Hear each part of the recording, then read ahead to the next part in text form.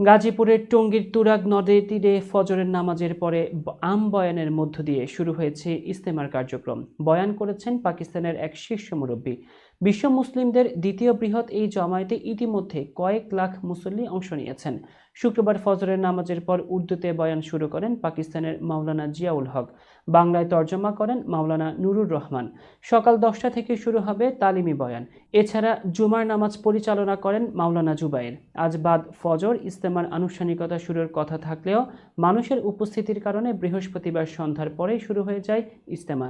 41 জেলা ও ঢাকার একাংশ নিয়ে শুরু হয় প্রথম পর্বের প্রথম ধাপের ইজতেমা।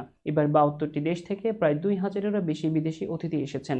লাখো মানুষের এই সমাগমে টঙ্গীর তুরাগ তীরকে নিরাপত্তার চাদরে ঢেকে রেখেছে প্রশাসন।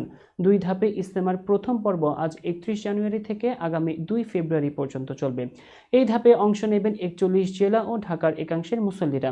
এরপর আগামী 3 থেকে 5 ফেব্রুয়ারি অনুষ্ঠিত হবে দ্বিতীয় ধাপের ইজতেমা। এই ধাপে অংশ নেবেন 22 জেলা ও ঢাকার অন্য অংশের মুসল্লিরা।